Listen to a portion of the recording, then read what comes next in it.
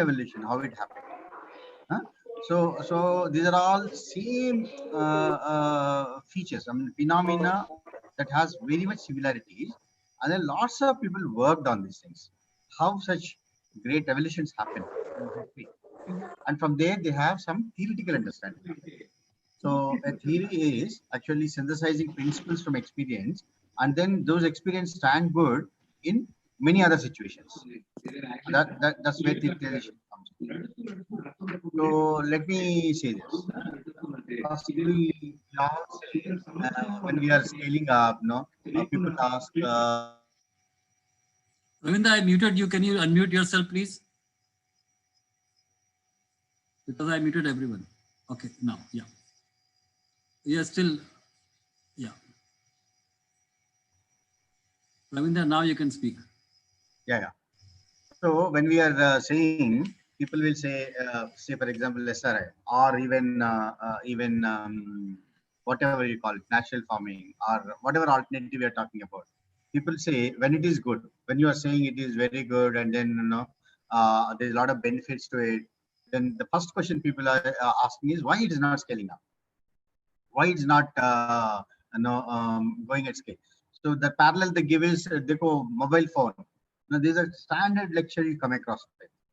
Mobile phones. No, people see the utility. No need to no do any extension on it. People can people buy. Everybody has mobile phones. Then why natural farming is good? Why it is not going like mobile phones? This is one typical question. And then other people say these are typical suspects. Where is the evidence that it has worked? And then know how do government believe that this is this thing. So you have to create evidence, and then evidence means no. First they'll ask where is the data, then they'll ask where is the third party data. Not you saying about yourself, but what is the third party? When the third party produce data, then you saying no, this is not completely randomized. So you need to go generate a randomized control trial. Then only I can believe. So this is another bunch of people who question you on evidence. And then the evidence-based advocacy is another thing. These are all. And as we progress along understanding the theoretical proposition, we can actually see how shallow these questions are. And then typical funding organizations questions are how long we support it. यार ये 2 साल हो गया, 3 साल हो गया, 4 साल हो गया, कहाँ बढ़ रहा है? Where are the people taking up? And then people, some other people say why government is not taking it up. If it is very good, government should have scaled it up. And then these are the typical questions that we come across in all of this. So we need to have a perspective of how things scale up. And then that perspective should come from the historical analysis. Several people have worked on it, and then their theories and all that. So if you look at no, I no, I'll try to make you understand the theories and these phenomena based on a parallel of green revolution and natural farming, agroecological farming. Is parallel ko leke as an example, I try to open up that area of discourse. So when we are saying chemical intensive green revolution type of agriculture, say, we are moving towards agroecology centered natural farming. No? This is a transition we are expecting. Ideally, when we are working with farmers, we want them to leave out chemicals and then start practicing Jivamrut, this thing, that thing, that thing. But finally, what we are calling a bunch of practices for natural farming. What is this transition? Is it practicing shifting the practice of farming from A, B, C to D, F? Is it a change in the practice of doing something, or is it the method of doing something, or is it the technology that we are changing, or is it an innovation that we are bringing in? Innovation has lots of meaning. If you actually Google it, what is the meaning of innovation, you will be actually astonished to see the meaning of innovation is not what we think is innovation. I leave it to you to actually explore. And is it a technological change? Is it a paradigm shift? Is it a scientific revolution? It can be anything. What is that we are talking about when we are saying you are moving from one set of doing it, one way of doing agriculture to another way of doing agriculture? So this is our area of exploration.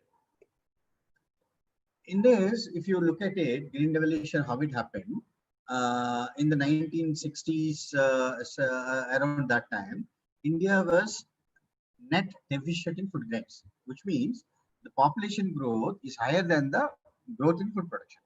So you always, as time moves, you day and day you are getting shortage of more and more shortage of food grains. So there was used to be a scheme called PL 480. So America used to extend this support, food grain support to India. And then when somebody gives you food grain support, you are as a country you'll be very weak in terms of your diplomatic relations, your defense relations. It makes you very weak to articulate your interests even in economy. So there a lot of arm twisting will be there. So people are pissed off with that kind of a ever dependence on food grains from outside. So at that time, if you look at agriculture, there's subsistence farming, drought rates, food shortages, internationally weak positioning of houses and all that.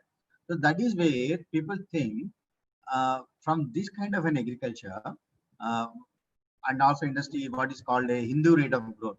Typically, if you search for that word, then you know the history of the growth rates, the persistently low growth rates. You know? From that kind of an economy, you want to move forward. If you want to move forward, first thing you need to do is be independent, remove the dependencies on food grains. So at that time, the green revolution came in. So the discourse at that, the technological trajectory is that we need to improve productivity. We need to improve our total production. We must be surplus, and then there must be enough surplus that should surpass our population growth. This is the trajectory of technology. All the technologies move towards this direction. That is called improving productivity. Why you want to improve productivity? Because you want to be self-sufficient. Why you want self-sufficient? Because your population growth should be lower than your production growth. Then you will have surplus. Then you have internally you can be secure. Then you have a good international position. So everything that scientists did, industry did, everything is towards this direction of improving productivity, increasing the surplus. Productivity and surplus, these are the two keywords. So then green revolution came. What is green revolution? This is important. Let me take time. Let me not rush up because I want. I don't know. To get another opportunity to discuss with you. It is important for our work to understand history, to understand systems and policies and framework, the context in which things evolve. Uh, Otherwise, you will be left with an idea of green revolution is bad, and then natural farming is the rosy thing. There's nothing called bad or this thing. Everything is contextual. If you understand green revolution in the context of 1960s, where you don't have fertilizers, you don't have fertilizer industry, you don't have pesticide industry, you don't have private industry at all, and a very minimal private industry, and then you don't have so much of fossil fuels. It's all at the exploratory stage. Countries just started investing on infrastructure.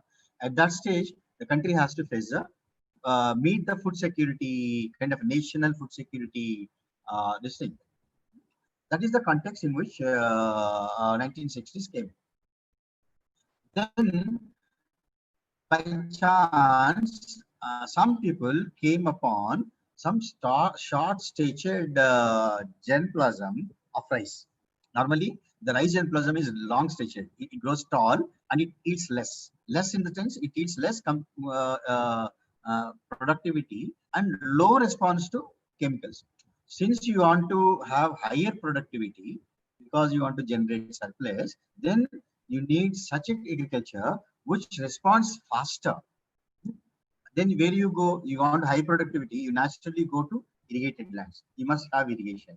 You must have such kind of a seed material that responds well to the inputs, fertilizers, pesticides, and all that. The डालोगे तो ज़्यादा productivity देगा. So they chanced upon some germplasm, and the package of if you use this fertilizer, if you use this germplasm, and if you irrigate and go to the plain lands where deep black soils are there, then you get the highest productivity. So the green revolution started off in such areas which have good soils, good sort of farmers who are enterprising, which has secure irrigation, which is not drought prone, and secure irrigation. And then they started, research system started producing the seeds, which are called the high yielding variety seeds. Basically, why it is high yielding? The primary criteria is if I use one unit of input, it should give me 1x kind of output. So the input responsiveness needs to be high. For these high yielding varieties to be in place, then you need to have inputs. You need to have fertilizers. So Fertilizer Corporation of India was started because there is no private industry to come up, and then because there is no substantial demand for fertilizers. At that time, even if you sell fertilizers, there were no takers. The extension system in 1960s and even 70s, we used to go, agriculture officers used to go in the night to the farmer fields and then chupke, very stealthily apply some fertilizers and then come back. And when the farmers see the difference of the growth, then they used to go to the farmers and then introduce fertilizers. There was so much of reluctance to use fertilizers by the farming community. Like so much of reluctance now to remove the fertilizers. As much reluctance was there at the time to use the fertilizers. That used to be the system. Then you need to produce fertilizers. So Fertilizer Corporation of India comes. So then what if the farmer produces more and there is no demand? Because half the country was not eating rice at that time. They were eating millets. Half the country was not eating wheat. Because in South, wheat was not there. Then there is no demand, even if you produce surplus. Then what you need to create demand. To create demand, what you do? You assure farmers of prices, minimum support price. Then minimum support price came in. Then who will procure the thing? Then procurement system came in. For procurement, Food Corporation of India came in. And where do you store this? So Central Warehousing Corporation came in. State Warehouses Corporation came in. Then you need credit. So for the farmers to buy all these things, you need credit. So there is a bank nationalization also was more or less in that context. There is much larger context, but it's also another context. So you need to pump in credit into the system. So the credit schemes came in. So if you look at all these boxes, irrigation, extension, research, fertilizers, transport, the industry, all these things came up. This is the technical trajectory. Everything is geared towards one direction, which is increasing productivity, increasing surplus, high response, high input response, high productivity, high value. So entire government edifice came in. If you actually look at how the agriculture department is organized now, you can see it's completely organized around these lines. This is the genetic material of agriculture department, because agriculture department was established for this purpose. So generally, what happened, if you don't have water, all these areas which do not have water, they're outside the framework, because your framework is established for a national contingency of producing surplus food grains to feed the nation. It's not established to support the farmer in everywhere in the country. So all the boxes become empty if you are a rain-fed farmer. So this is a choice, and then the choice is also that rest of the country can be fed from the PDS system. So you produce surplus in some places, high productivity places, generate surplus, mop up the surplus through Food Corporation of India, and then through PDS system you supply to the all over India. So you have created demand. Half of the country which was not eating rice and wheat started eating on rice. This demand was created. Okay, but in the process, rain-fed areas were neglected as a production system, that they are producing and all that, right? So this perspective is very, very important for us to understand the genesis of green devolution and the why RRA and rain-fed areas, why we are focusing on these issues. What is policy now? We are not talking. Policy is not making a government program. Policy is not coming out with a government project. Policy is in all these boxes, can we fill in appropriate support systems for a rain-fed farmer to produce optimally and then live out of the land peacefully and effectively, efficiently. So what is that? What are the kind of support systems that we create? Because all other support systems are created for irrigated agriculture. So this dichotomy came into this, where the genesis of even watershed program is also in this context. Okay, so this is very important, the first point. Then, having looked at this, let us look at this. So from one paradigm, from subsistence and all that, to a green revolution paradigm, the country has moved. How this technological change happened? What governs? What are the processes that govern these transitions? Huh? And then, is this transition standalone thing? One of the things that happened, or it's commonly happening in industry, in electronics, in software, in clothes, and all that. If you look at all these things, there will be lots of similarities. If you look at all these things, then you can deduce some kind of a principles and theories. This is the first theory of scaling up that is proposed, which is called the Rogers curve.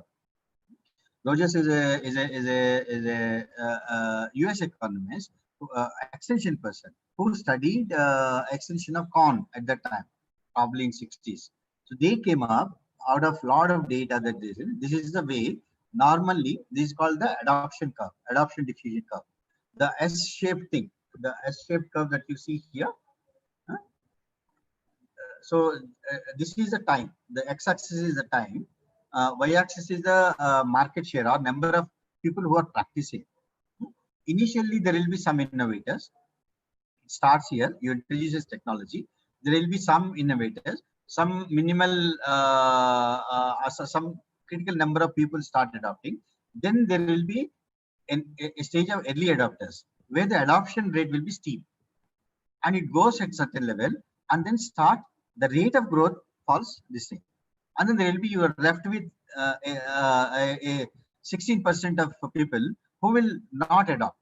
These people are called the laggards in the extension language, which is the innovators, early adopters, early majority, late majority, and laggards. So this is the curve normally they find in any agriculture extension. The bell-shaped curve is the normal distribution. If you take this is the growth curve. If you look at the frequency, so majority of them will be around this. This is where it will peak. Yeah, point of inflection. So normally people expect in the extension theories, people expect this kind of a uptake of the system, uptake of any technology if you introduce. Initially, it will be slow till some critical minimal people, they're called innovators, they start practicing. Then once it catches up, then there will be in early adopters. So this stage gives it a crucial majority. Then lots of people start adopting. Then slowly, less and less people start adopting because most of the people are covered. There will be some people who will be left out. This is how even when RYSs or these people say about scaling up, they say, no, we start with some people, one farmer, partial farmers, then then some more people will come in. Finally, we'll cover 80% of the population. 80% of the farmers will be practicing this thing. They were leaving that laggards kind of a thing, which is around 16% in a statistical sense. This is the first theory that I exposed. Then several people started questioning this. Is this the way actually you understand technology diffusion? And then this idea of paradigm shift has come in. It is not adoption or diffusion of a particular technology that is matter. It doesn't happen that way. It happens in a system of economy, society, and technology. In between these three interfaces, things happen. And then to understand how things happen, there are lots of theories that have come up. One such theory is called the structure of scientific revelations, proposed by Thomas Kuhn. I'm not an expert. I know it broadly, but after I shared this with Gigi purchased a book and but getting excited about the theory, started reading it. So I asked Gigi, because she read it much more than me, asked to explain her this theory. Gigi, now your turn. Okay. So I'll stop sharing the screen. Yeah. Okay. You have something to share, Gigi? Screen? No, no, I have not prepared anything. Okay, ठीक है. मैं ठीक है. Okay, so I'll start. Yep. Yeah. So as Ravindra said, and thank you, आपने मौका दिया मेरे को. But see, it's a very this thing. I'm also pretty new to the concept. Actually, so as Ravindra mentioned, Water Practitioners Network जो webinar था. So as part of that webinar, he had mentioned this particular theory. So Thomas Kuhn was basically historian of science. So he was a trained physicist, and he slowly he went on to become a historian, a science historian, and also in a big way, philosophy of science. Started studying the philosophy of science. So this is actually for any of us who have remotely been interested in research, for taking up academic research. We all know that we have to study research methods and all of that, and then there are um, uh, people who have this there's Karl Popper, and there are all these people who basically, when you enroll in a PhD or an MPhil, you are made to study. So Thomas Kuhn is also belongs to that league, and he came up. So he built on the work of many historians of science before him, and he came up with this theory called the structure of scientific revolution. Uh, so and it's popularly called, this book is called, it's actually an essay, it's a long essay, and it's called the structure. Just colloquially it's called the structure. So it's actually a very seminal piece of work, and it's considered to be a landmark. And so he basically pointed out that so this was published way back in 1962. So he pointed out that uh, till that time, and even today, when you take up a science textbook, uh, a science textbook, if we just recall of what we all studied in 10th and 11th, and when we were in school, we remember it as a repository of facts, as a repository of theories that are in fashion, that are still being read. So we were not taught Aristotle as part of science books. We were just given maybe okay, this science was started in Greek civilization, something of that sort. What we were taught was laws of motion. We were taught Newtonian laws of motion. What we were taught in terms of if people who had studied science maybe in 11th and 12th would remember that they were taught about light, as part of their quantum classes, that that what is a photon, light as a photon, and all those things. So those were the accepted and established, as we would later, I will preemptively use the word paradigm of science.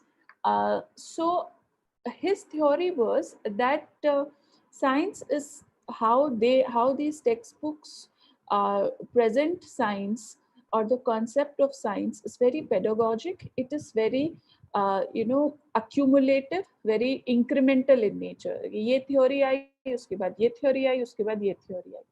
So he says this is not how science develops. This is not how a tradition of science develops. So then he brings our attention to say till the he takes examples from because he was a trained physicist, and actually they point out that maybe today it is for us to decide that whether this concept of paradigm shift and the whole this theory of scientific revolution is valid or not. It still holds a lot of merit. A lot of people still uphold it, but it was primarily modeled around physics. Whereas today, physics is not anymore the kind of discipline that it used to be. The kind of the main discipline in the world of science. The book itself and the people who have written the introduction, the person who's written the introduction says that today it's maybe biotechnology, maybe other kind of science. But then it is a very it's a very mark of a good book is that different people will take different things from it, different inputs from it and use. So this theory has been used and interpreted by many people in different ways. So what he said, let me just take a few examples because he has taken these examples from science and physics. Let's say, Aristotelian dynamics. So Aristotle, all of us know Aristotle. He lived some 2,500 years ago in ancient Greece. And Aristotle and Plato and all those people, philosophers and the polymaths, scientists, philosophers, everything, they were mathematicians, everything. So he came up with some laws of dynamics. So up till the 17th century, till the time when Newton came and Newton gave his laws of motion, up till that time, those laws, or there was another person called Ptolemy. So his laws, so those were considered the existing, the rules. They sort of defined the framework. That is, what is the sort of questions you are supposed to ask? What are the problems posed? Problems in the existing framework. So so everybody, when we get trained, if today I decide to enroll in a course and to become a scientist, I will be taught all the existing contemporaries, maybe from early 19th century or late 18th century onwards. And then I'll become a trained scientist because I will share those ideas that have, evolved, that have been presented by scientists, that have been documented and worked upon by scientists for the last 200 years. So I will become a part of that shared knowledge, shared pool of knowledge. In other words, what he says is that I will be a part of that paradigm. So he defines paradigm he says that any achievement. So we'll take up so there are a lot of terminology which have a lot of currency, a lot of terminology that he uses in the book that have gained a lot of currency over time. So he says that any scientific achievement or any achievement for that matter, which is sufficiently, so there are two conditions he says for something to become a paradigm, and interestingly, paradigm का मतलब होता है example. Okay, very literal, very simple meaning of paradigm is example. But you and I and everyone will identify, because even before maybe Ravindra told us, or he used it in his presentation, we all were familiar with the phrase paradigm shift. Okay, so obviously there is a connotation to the word paradigm which is much beyond the simple thing of an example. It's something bigger. So then he goes on to say that paradigm is any achievement that is sufficiently unprecedented. तो ऐसा कुछ मतलब बहुत ही नया है कुछ. There's some kind of novelty which is not it's unprecedented. ऐसा पहले नहीं हुआ. Sufficiently unprecedented, one thing. Second thing, sufficiently open-ended to leave all sorts of problem for the redefined group. And then he goes on, it's bigger, longer sentence. So there are these two primary sort of eligibility criteria in his scheme of things for something to be known as a paradigm. So now I'll come back to this. So let me take optics example. So what happened before? So today, as I said, in the quantum theory, So it's all very I'll try to be very simple as possible. Today, light, all of us know light is a there's this quantum theory says it's a photon, which is it has both properties of a wave and a particle. So today we are very much comfortable in this knowledge that light is both wave and a particle. This was, this is based on the work of Planck and Einstein in the early 20th century. Before that, there was a group of scientists in 18th and 19th centuries who said that light is a wave. They just said light is primarily wave. Uh, Before that, Newton used to say that it's something about corpuscular material. So Newton was of the belief that it is a particle. And before that, there was again a lot of, there was no universal paradigm. There were different things, different people saying different things. Some said that light emanates from an object. Some people said that when something comes from the object and your eye, then there is light is some kind of result of some kind of interaction between those two things. So there were different theories going around. And then the first universal kind of paradigm was the Newtonian optics paradigm. Then it was after some time. So I just told you the three stages, different people came and it got changed. And today we have this paradigm of quanta. So he 5 minutes defines, more. he defines paradigm as sufficiently unprecedented and sufficiently open-ended to leave all sorts of problems. So what now? How do we go on to explain what is a paradigm shift? So he says that what happens is when you are in a paradigm, when you share a paradigm, is basically you share an understanding of the whole field of study. That is, you say that okay, there are certain rules and which decide what you will study in that field, what are the important problems in that field, what are the sort of experiments that you will set up to study. Okay, so everything is defined by that paradigm. He says how does it changes. Okay, how does a paradigm shift comes about? So what happens is you are very comfortable in this paradigm, then increasingly this particular paradigm fails to answer many questions. And that he defines as, he introduces another term called anomaly. He says that increasingly this particular framework is not sufficient to answer many things. So what happens over time, all these anomalies start getting built up. Okay, for example, from electricity, he said that so all of us know that okay, Franklin discovered electricity and everything.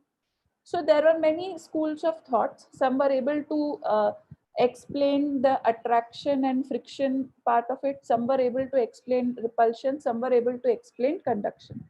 Even Franklin could not reconcile all the three things. So what I'm trying to say here is that over a period of time, in the existing framework, when it will not be able to answer many of the problems that are posed, then it will result in a lot of anomalies. Once they will keep on building up, okay, finally there will be a kind of a what he calls a crisis situation.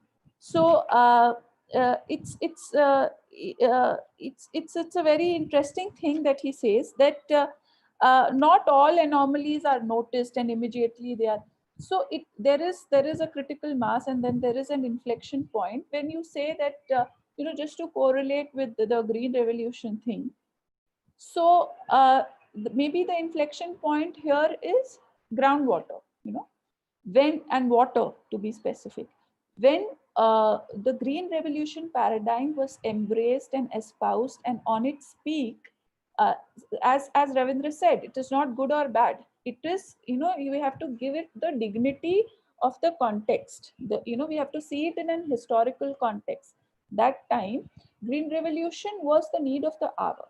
But what happened increasingly, those that paradigm or those that whole framework that he presented it cannot answer the problem of groundwater depletion. And say just one thing, then there are so many other things you all know better. So now what to do? Okay, so now then came organic farming, then came natural farming, then all of this. So there will be a point, okay, and coming back to the theoretical aspect, there will be a point where all these anomalies will sort of come together. They will pile up, and it will result in a crisis. And as Francis Bacon says that things come out of an error, then it was a very beautiful thing. I'll just find out. He says that I've lost it. I actually kept it, that I'll tell it to you. Yeah, truth emerges more readily from error than from confusion. So so he says that once we get to a new paradigm, so basically, so there will be that inflection point, there will be the crisis, which will result in a revolution. So revolution is basically the acceptance of a new paradigm. Okay, and then it's a huge concept. So there are many other things that he talks about. I've tried to make it concise as far as possible. So whatever normal science you were practicing, whatever the earlier paradigm that you were practicing had its rules and everything, that was not seeking for any novelty. That was working within its own this thing. So if the Green Revolution guys, the typical extension, the government system people, they they are still working on increasing productivity and things like that. But say a new paradigm like natural farming is a disruption, is a break from that continuity, and that is where he uses the word revolution. So lastly, I know my time is up, so just one more concept. I'm just telling you things so that your interest is also piqued, and maybe you also pick up the book and read it. So last thing he says is incommensurability. Incommensurability means that it is not necessary that the new paradigm that comes uses the same theory or uses the same language, the same idiom as the earlier paradigm. Okay, it is not even necessary that it has to answer the, it poses the same, it sets out to answer the same problems that were posed by the earlier paradigm. So you can, so it is actually a break. This revolution is a break from your normal science. And I would just end by saying that so he says that any theory, any new theory which comes is it's actually one of the critiques of his theory, that whether does he believes in absolute truth or not, because we say that all scientific inquiry is a way to find the truth about the things. So he says and it is as I said, he's also criticized for that, that so when you go to a new theory, it's not necessarily that the old theory is false and the new theory is true. The new theory is just offering you a better way, a much suitable way to answer, the questions, the anomalies that were posed. Yeah. Thank you. Thanks, Gigi. Sorry for rushing you. No. Just mindful of time. Yeah. Just to summarize what Gigi said in this slide, the first thing we need to understand is a paradigm shift is a shift. It's a revolutionary shift, what we call scientific revolution. Revolution is a disruption. Disruption from the past and into the future. In every context, there will be some basic concepts, basic experimental practices, and basic scientific discipline. Like she said, in the Newtonian times, there are certain concepts, certain experimental practices, and certain scientific discipline. But the same thing has completely changed after Einstein came into picture. So the basic concepts are different, basic principles are different, and experimental methods are different. Similarly, if you look at before Green Revolution, also there was science, agriculture science. In fact, there was a wonderful book by Albert Howard in 1930s, which is a basis for one of the organic agriculture even now.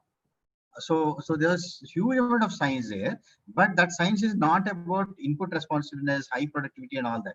It's about incremental productivity and all that. But during the Green Revolution time, there are a lot of anomalies accrued, you know.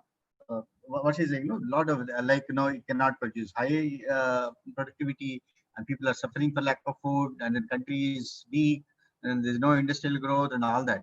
So the old paradigm at the 1960s cannot actually deal with these anomalies that the society and economy is throwing up. So these anomalies got accumulated, and then that actually also there is a new theory on the horizon, that with low statured, high input responsive kind of agriculture, you can actually solve and explain these problems, solve these problems, and provide solutions. So there is a basis for a shift from an old way of doing science to a new way of doing science.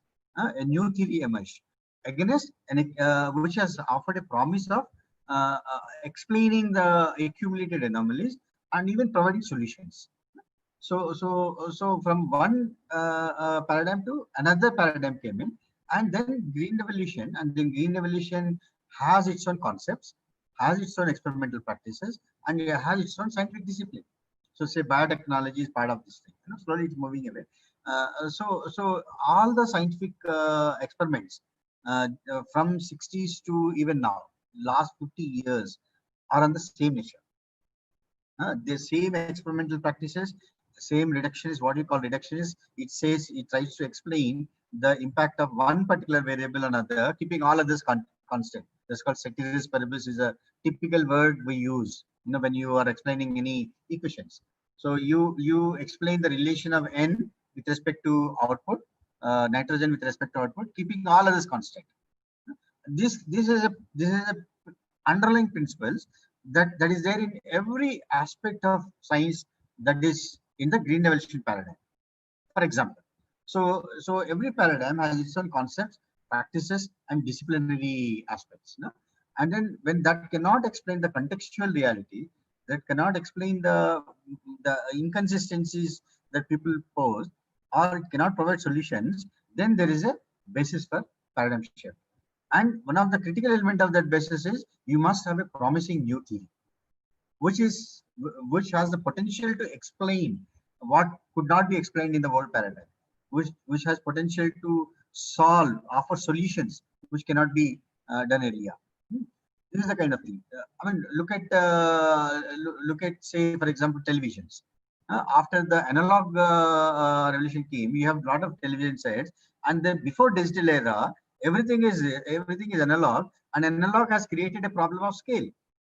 You cannot, and a problem of bandwidth, and a lot of accumulated anomalies that analog paradigm cannot solve in communication. So then the smaller innovations of digital tools, methods, science has come in, that has actually broken that paradigm and brought us into a digital era. Same thing happened in agriculture. Now, if you look at it, there are a lot of accumulated anomalies around Green Revolution. High incidence of cancer with pesticides. You cannot no longer, soil is screwed up, and then you have huge groundwater, this thing, farmers are in distress. These are all anomalies that have accumulated over the last 50, 60 years of Green Revolution. It's quite natural to happen in any technology. So then you to shift from this to another paradigm, you need to have that the basis is there as anomalies are accumulated, but there needs to be a promising new theory that offers hope, that explains how else to do agriculture.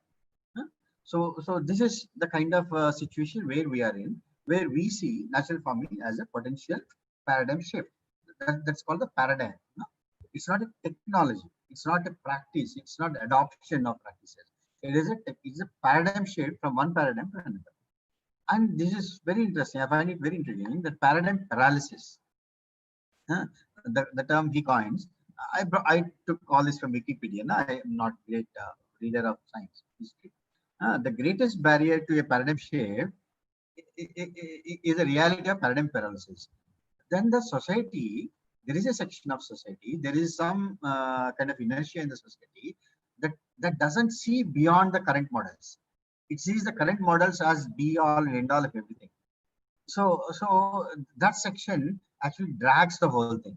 It creates a kind of a paralysis that it's not willing to accept the anomalies, not willing to provide solutions that to these anomalies, nor no propose something, but just things that the current paradigm is everything. That if that is the dominant, if that dominates, there is a kind of paradigm paralysis which hinders this kind of a paradigmatic shift. This is one thing that I find very conceptually sort of at ease to explain, understand these kind of a transition that we are working. So then this in the Nietzsche, this kind of work, this lady called Carlotta Perez, I think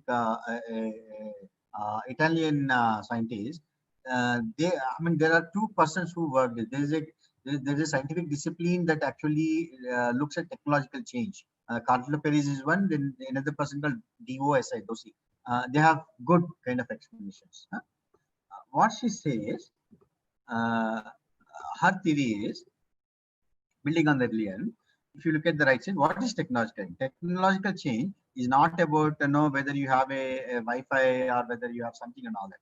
Technological change is, one, you have a technology, then there is an economy, then there is a social institutional context, and in between play of these three, then an innovation happens.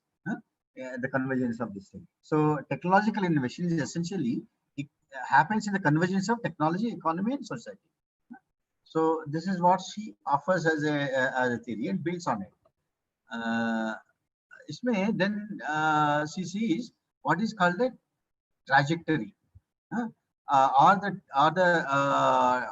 the direction of movement. That is called rhythm and direction of change in a given society, given technology. So to explain this, say for example, at one point, TV technology, if you see, compared to say 90s, 2000, or even early 2000. Now, how, if anybody working on TV, what is that they're working? They look for more brighter resolution, and then slim and large. Anybody works will only take these as parameters to work on. So there is a direction of the technology to work. So everybody, whether somebody is innovating or working on the screen, somebody is working on the bandwidth or whatever, this kind of design is, everybody is work towards making it high bandwidth, sleek, and a particular size and all that. This is the trajectory of innovations, the trajectory of explorations. This is the paradigmatic trajectory. So how these things happen, the way she explains is like this. One is, there will be some radical innovations. The small innovations happens, like somebody have found out from digital to analog to digital. There's a radical small innovation on looking at the world as 0 and 1. Then around that innovation, several other improvements happens. Using that particular innovation, several other small innovations comes, and these all accumulate, and then they start defining a technological paradigm, a direction in which it will take. So typical example is Uber. I'll come to that later. When these innovations accumulate, many such small innovations accumulate, then a dominant design starts building up. So that actually catches the imagination of the economy, of the society and the institutions and technological people. So then that defines the trajectory. That trajectory, now once it assumes dominance, then everybody in the economy, everybody in the society, even the government starts working on that. So because so many people are working on it, compared to earlier period, this radical innovation is small niche innovations. Here and there, some bright examples coming up. And this whole, the first part is about such small innovations accumulate, mutually reinforce, and create some explains anomalies and create some solutions and all that. and then that becomes a dominant paradigm. Then it defines the trajectory. Then government and everybody, all the institutions, everything starts working on it. Then the technological change curve is very steep at that point. But at certain point, there will be anomalies even in this technological paradigm. There is a dominant paradigm, and the dominant paradigm creates anomalies. They will not explain something like that. Again, this is called a maturity stage, where the trajectory is constrained by its own anomalies. So that is ready for another shift. So this is how the waves of technological transition happens. Uh, this is called a search direction. Technical paradigm represents a tacit agreement of the agents involved as to what is a valid search direction and what will be considered an improvement or superior version of the product, service, or technology. The search direction is one way. Anything other than that is seen as not progressive. So the dominant paradigm sets a direction. Like if you look at Niti Aayog and several people, consumers are saying organic chahiye. Niti Aayog is saying this thing you should use. Everybody is talking about this thing. In this now slowly the search direction is towards moving away from chemicals, whatever way you call it. If somebody comes in, then say, no, I found a chemical which is giving you good result, then normally that is not the dominant paradigm. That's not the search direction that is now taking place. So that kind of a word will be seen as negative. People will see positive if you see there is no chemicals, natural farming, or whatever we call it. So a paradigm shift is set by a such direction which dictates everybody in the society, economy, science, and all this. This is another way of explaining by the same lady. So it starts with exhaustion of the prevailing paradigm. There is a current paradigm, and people get vexed up with. It's throwing lots of problems, and then we are vexed up with this. Then there are innovations and all that. There is such direction that is established. What I have explained this, and there's something that comes on the horizon which has a high technological potential.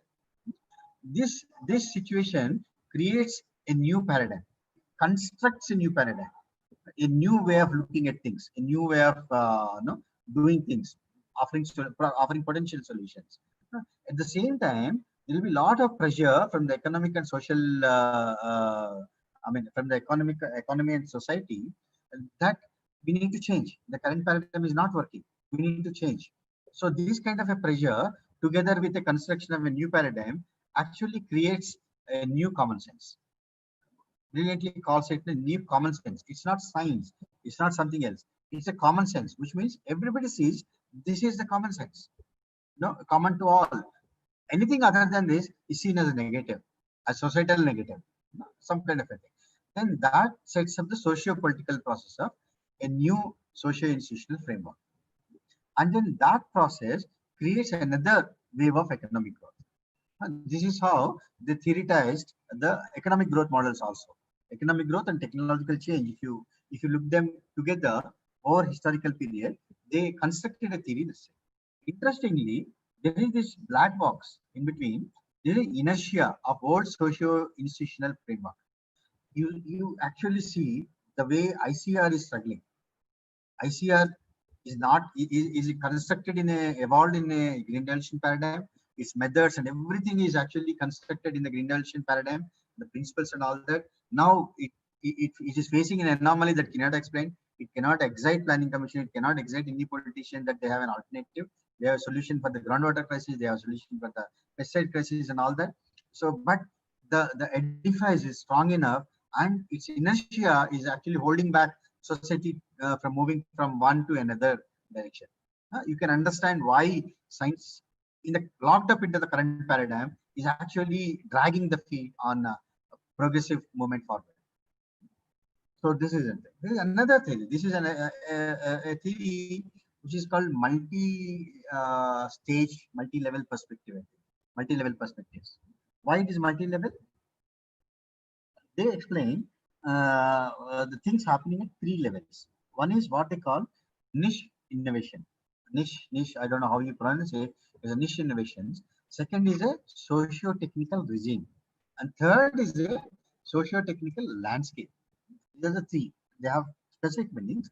Niche innovations are the innovations that happen in specific pockets here and there in specific institutes or with specific groups and all that. Small innovations. All the arrows are small innovations. Small networks of actors support novelties on the basis of expectations and visions. Somebody is pissed off with say with these chemicals and all that. No, Bhaskar Survey started with this thing. Namal was started questioning this thing, and then all these are niche innovations. They created examples. They're exciting 10 more percent. No, these are all niche innovations. Socio-technical regime is, if you look at this, whatever is hexagon, I think. Usme there is industry, there is a market and user preferences. There is a scientific establishment, there is a cultural aspects to it, and there is a technology and there is a policy. All these things are entrenched into a current paradigm, determines a particular regime. Say, for example, if you have gone with a way of cow urine being a solution for problem of productivity in 80s, you would have been thrown out of the window. Because at that time, the dominant paradigm is green revolution. The dominant principles are chemicals, input productivity and all that. At that time, if you say, no, I want to produce something that is resilient, but having low productivity, you would not have been accepted. Because the dominant paradigm dictates that you work on productivity, not on resilience. But now, it's opposite. Even Ramesh today is saying that now we have food enough, we can take risk, let us experiment. Cutter anti-organic wala, he also saying now that. So this regimes, this socio-technical regime is determined by existing practices of science, existing cultural norms, existing policies, existing technological development, and the industrial culture, and then the consumer choices. All this is one way. And then there is a landscape. Landscape is the superstructure, the political, larger political psyche, and then the societal psyche, and then the physiography of the region, how it's changing, everything. And the landscape is a larger level. So the theory says it starts with niche innovations. So elements become aligned. All these niche innovations align into one particular direction. So you can actually see lots of these niche innovations aligning themselves and setting a direction that actually questions the existing socio-technical regime and forces it to change. So then you will have this kind of alignment makes this change, brings about this change in the established socio-technical regime to a new regime, which has a different logic, different precepts, different concepts, different way of doing things, different way of actually say producing things, different way of marketing, different way of consuming. All that shift in the techno social regime comes in when these small innovations align themselves into a larger force. This is what earlier called the search direction, the trajectory of technology. So a new configuration comes in. It breaks through. It breaks through the inertia. It breaks through the old technical regime, and this particular thing takes a windows of opportunity. So this is not something that not like Chinese revolution that happens. It actually initially aligns themselves and looks at our Ravindra, yeah. Ravindra, can I ask a question? Yep. Is that okay to ask? If you wait for a few more minutes, Ram, then I'll finish this particular theory.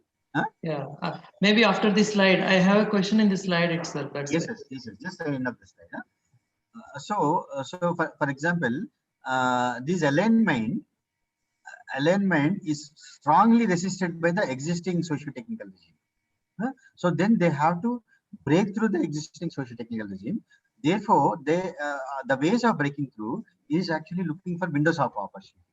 What we are exactly doing in RRN network, what we are doing even in WASN, what we are doing in catching hold of something. OMM is a window of opportunity. But OMM is not the end product. It is an alignment of lot of learnings. No, there is some DDS which worked on the concepts of this thing, no, agroecology or water diversity. And then there is a Dinesh who started up thinking millet as an industry, started this thing. And there is somebody who has worked on millet food, small innovations, and then lots of research this thing.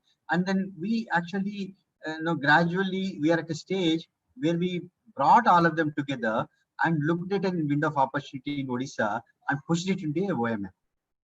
So OMM, what is now doing is actually bringing about some kind of a challenging the existing socio-technical regime. It challenged the way varietal development is taking place, and now even the department is now looking at releasing the new varieties. I mean, indigenous varieties, and then decentralized production, and then we are looking at new ways of procurement, new ways of this thing. So this process we're actually steering now, but this is not the end. This will actually redefine the way the socio-technical regime is organized in a new way. So how industry functions. It's not about we doing a project. It's about how bakeries operate, how eateries operate, how processing facilities comes up in this thing, how people find business in millets. No, that defines and how varieties are released, how research is done on cropping systems. So you are actually breaking open this thing by taking a window of opportunity. No, this is how it is. And this doesn't happen by itself. There is a landscape pressure acting on it. Landscape pressure is there is diabetes, there is obesity, there's a lot of nutritional problems in the society, and that cannot be explained or that is actually putting pressure on the society and the technical people and the regimes, to amend their ways. It is putting pressure on the government not to give white rice, do something nutritionalistic. No, these are all the landscape pressures. Landscape pressures also get exerted on this regime, and they trigger the innovations also. So the whole thing, the landscape pressure and then the niche innovations together operate into some kind of alignment, and this questions the existing socio-technical regime, and we are leading to a new way of new concepts, new way of doing things. That is the paradigm shift. When this regime changes, then you are actually at a new regime, new paradigm, and that paradigm is not eternal. That paradigm also creates anomalies at some point of time. Again, it follows the same kind of this curve. If we are at this stage, we are setting up a dominant design. We're somewhere here. Then everybody starts working on it because several minds and several investments comes in, several industry comes in. Then the rate of growth will be faster. But at that some point, there will be inconsistencies in that regime also. So it's a ever changing thing. It's never you have arrived at something. Yes, Ram. So I'll just give an example taking the Uber. If you think Uber is possible, some 10 years back, it would not have happened. How Uber came into picture? First, in our when we were working in even early 2000 or 2010, getting a map is a huge problem. Getting a map, forget about remote sensing. Then Google broke that open with Google Earth. They made maps available. They made satellite maps available free. And from Google Earth, the navigation system came in. Then Google Maps came in. Google Maps is not innovation of Google; it's somebody else. So those innovations came in. Then your mobile came in. Mobile mein then touch screen came in. Then you have a financing mechanism came in. So lots of these small niche innovations started setting up a direction. So there is a mobile, there is a touch screen, there is a even the internet bandwidth increasing, and a continuous bandwidth availability of internet over large areas. The mobile technology, the Google Earth maps, the GIS innovations, and the navigation systems, those algorithms, and all these things accumulated into one direction. And then at this point, actually Uber came in, which actually netted all these innovations into another way of living, which has actually transformed the way transport is looked at. It's a completely paradigm shift on which the taxis operate. So this is how it explained. And then the landscape pressure is that there is increasing pressure on commutation, and then a lot of issues of traffic and all that. Yeah. So you can actually place that into this theory, then you can understand this. Ram, what do you know? I think these graphs are, explaining a particular, transition method which is triggered by niche innovations. I was just thinking, sometimes there are very sudden shifts in the whole thing, and there may not be any innovations or, any such kind of thing due to simple political processes or, some kind of things like that, or a big crisis, then also some of the structures and all these arrangements would change, Would that also be one method of bringing a change? No, Ram, if you look at any such changes, there is an accumulated anomalies behind it. It's not one particular thing. That is you are looking at a point of eruption. Behind the point of eruption, lot of dynamics would have actually accumulated at that point. So lot of promising new alternatives also would have been on the horizon at that point. So what do you call the exhaustion of the prevailing paradigm, and then the promise of new things, new solutions, new hopes on the horizon. If these two are not there, the eruption points will not come. The promise will come from lots of innovations and then ideas. Innovations is not just technology.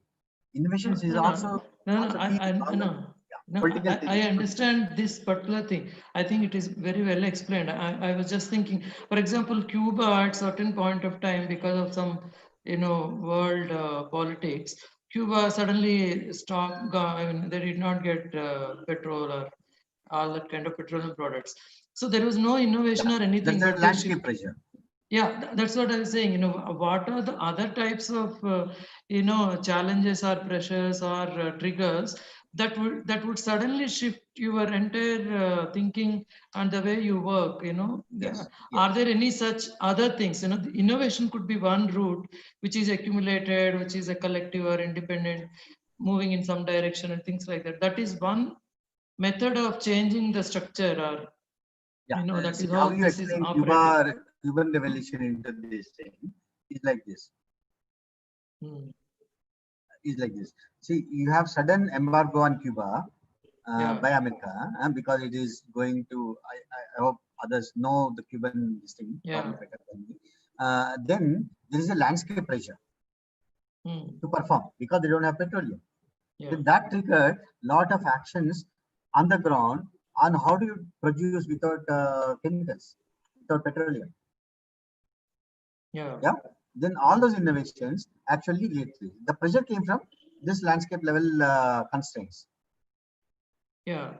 No, suppose if you take Afghanistan, for example, where there is a lot of terrorism, I think there are other dimensions. Maybe you can put it under, for example, governance. Type of governance is one condition, perhaps, where innovations are triggered. See how innovations can actually flourish, what kind of governance, I think that is some kind of hidden dimension somewhere, or maybe it is happening in Afghanistan also. I don't know. What I'm trying to understand is, the kind of sudden jerks in the society, the governance that gives opportunities. How do they figure out, how do they play out in this whole process?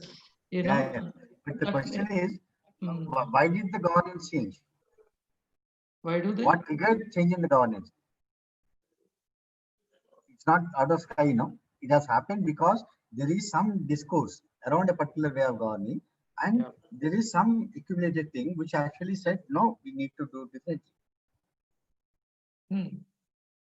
So this is one way of understanding technical change now. Yeah. That's what there are several other. I was also exactly thinking the same. For example, if you look at Marx, I think there are experts on Marxian theory here than me. I mean, if you look at all these, I find some kind of a similarity. Thesis, antithesis, and synthesis. There is a thesis, and thesis generates an antithesis over time, and there is a new synthesis. A new synthesis will have an antithesis and then the thesis. So this is the dialectical process, ever evolving process. that's one way of actually explaining societal movements. There could be several other things. Yeah. So moving forward, now how you apply that theory into what we are working. Huh? So now, so this is the exploiting productivity, external input intensive, centralized, scale uniformity, monocultures. This is the principles of the green evolution paradigm. Okay, so no, you should exploit the potential, genetic potential. You exploit what is the potential created of irrigation, how much you have exploited it. Exploitation is the principle. Productivity is the principle. Input intensity is the principle. Centralization is the principle. You know, why do you always think centrally one change triggers everything? Scale uniformity. Your markets operated. Your machines are designed against around uniformity. These are the monocultures. These are the paradigmatic principles. Huh? If you ask them to do something else within this paradigm, say for example, I want to Vijay Kumar saying to grow 12 crops. Growing 12 crops understanding 12 crops in a green evolution paradigm is out of question. You cannot explain how 12 crops can be part of green evolution. So ICER system, the whole technical or scientific experimental procedures, the statistical procedures completely fail if you introduce 12 crops, because entire scientific logic is explaining the relation of one variable on an independent variable on a dependent variable. How you change one independent variable impacts a dependent variable is entire green evolution science is about. But if you bring in 12 crops with associated variables, then there is no way you can actually statistically construct that regression equation. So the entire edifice of scientific rationale of green evolution cannot explain a complex situation. Whereas if you move into ecological sciences, you move into biological sciences, and then biological networks, there are lots of theory. I am fascinated by this book called Web of Science by Fritjof Capra. If you have something that gave me lots of understanding of how biology works. So they actually explain how biological networks function, how complex systems works. That is also science, but that is a different science. The current science cannot explain that science. So this is the anomaly that is created. And then this anomaly, since the current system cannot explain, there are innovations which are accumulating. They are actually getting a search direction from green evolution to something without chemical, whatever names we give. So these are all anomalies: soil crisis, climate change, vulnerability, farmers' distress. All these are anomalies, and there is a lot of large-scale pressure, landscape pressure. Say the fertilizer subsidies are mounting. Fertilizer subsidies and electricity subsidies together are eating away the economy. There is no way government is actually coping with this kind of subsidies. This thing, and over and above the just to ameliorate the farmers' distress, they started giving farmer income as another subsidy. So there is no way government can continue doing this thing. The anomalies are accumulating so high that society starts asking, now what? We cannot do this way. At the same time, there are some niche innovations. The co-construction of this thing, whether it is conservation agriculture, ZBNF, waste decomposer within ICER system, or permaculture, or SRI, PMD, whatever you call it. There are all small things. Hundreds of farmers are experimenting it. There are organic shops coming in. Consumer preference is changing towards this thing. There is a promise of the niche innovations to be aligning into a direction, a such direction that is actually moving away from chemicals and input intensive, external input intensive to natural kind of a methods. In between, this inertia of the world socio-economic framework, the entire scientific system, the industry system, fertilizer lobby, seeds lobby exerts considerable pressure, because this movement is an antithesis for them. They have to restructure. So any system will be resisting to restructure itself. So they are actually riding this kind of a change, creating a kind of inertia. So what is the new promise on the ground? What is the new proposed theory? What is the potential dominant paradigm? Is regeneration, sustainability, knowledge intent. This is what we are talking about, but when it really taking shape, it could be something else also. So it's not that we shape this thing. We're actually understanding this thing and giving some names to it. Okay. This is how you understand the backend theory in terms of our work. Now look at the green revolution. So they constructed a paradigm, that the situation they constructed this. Now our task is from green revolution paradigm to a new natural farming paradigm. What is our construct? What are the innovations? It's not that we doing projects. It's about the societal, this kind of a box here, the socio-technical regime.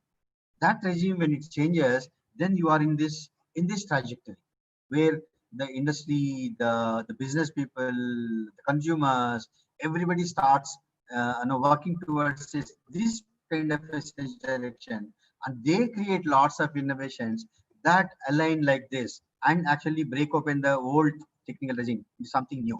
So that new thing is what we need to see. So one great change is in the, just to understand, all the technological paradigm of green revolution is you package all technology into something that is material.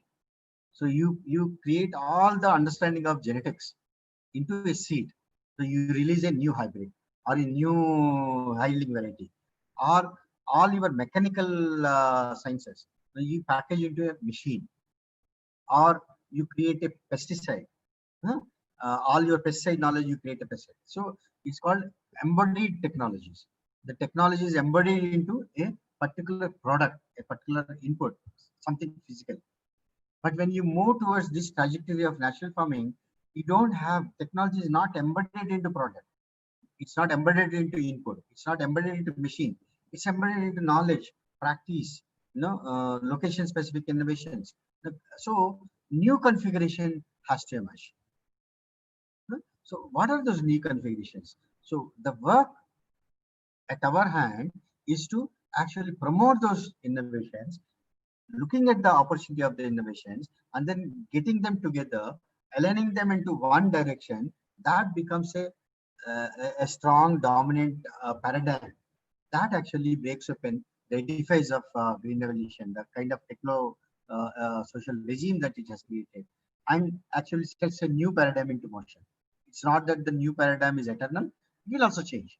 It will also have internal contradictions. It also has to go to change at some point. So this is how I sort of understood our work, our philosophy, and all that. And lastly, if you look at a farmer, a typical smallholder farmer, huh, what is that the farmer needs to produce? Seeds, machines, bullocks, services, land, whether owned or tenure based, lease based, the information, advisory, inputs, labor, credit, transport, markets. There are so many things that a farmer needed to produce to make that simple production out of one particular acre of land. So this is one thing, but farmer is not just a producer. Farmer is also a life. They have to live. There is a livelihood behind it. How farmer household lives? It's out of the production, all that. And it's also wage income. It's also public distribution. It's also out of livestock. It's also about agriculture, and then collected food, forest cover. All these things make up for the living of this. So farming doesn't happen on the farm. Livelihoods of the farmer is not exclusive to that particular farm that he owns. A lot of external markets, external input services, external knowledge services, external land, external biomass is all needed for farmer to make it, to set into production, because even to produce he has to live. So a farm, the production, which is this triangle in the below, is a triangle of a farmer and farm, a community, social, and landscape.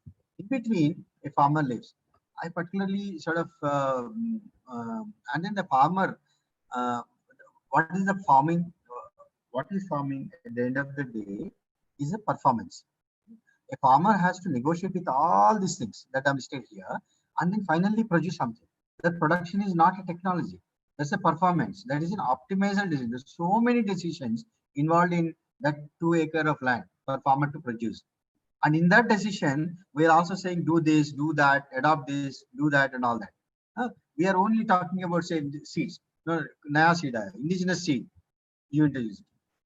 SMI, you take it and you push it. But into which context we are pushing? We are pushing in the context of all these dependencies on one side and all these livelihood dependencies on the other side. Within that, you are placing a technology or a practice, then pharma has to negotiate that technology in this complex decision making and arrive at some kind of optimal decision. This is what we need to understand when we are wanting farmers to transit from one way of doing to another. Family labor allocation, allocation of land, allocation of gender roles, investments, investment relationships, relationship with market credit, all these things Pharma has to negotiate. So we need to understand this as a process, not just as adoption or disadoption. So finally, this is the last slide. I'll stop here. Won't bore you more. National farming, if you look at in this context, is a paradigm shift. It doesn't happen incrementally. So ICR में एक और research डालोगे, एक और scientist को डालोगे तो नहीं होगा. The way ICR thinks, the way agriculture sciences think, the way industry thinks, the way consumer think, the way the extension agencies think, everything needs to change. Then only it will happen. It's not a second thing is it's not a state of being. It's a technical trajectory. There is no state of being ever. It's all direction. It's not a linear progression. Is nothing. So science, culture, technology, policy, industry, that kind of a regime that we are saying, we need to work around and break open this to a new way of doing it. I think that is the last one. Then this is how. Yeah. So I'm here. Now, after boring you for how many hours? What's done now? 21 10. Oh, not much here. Okay, let's open it for discussion. Any more inputs, any more ideas? Min, over to you to facilitate. Thank you, Ravinder, for this wonderful, very insightful presentation, very relevant for our work. So now, if anyone has any burning questions, clarifications, please go ahead.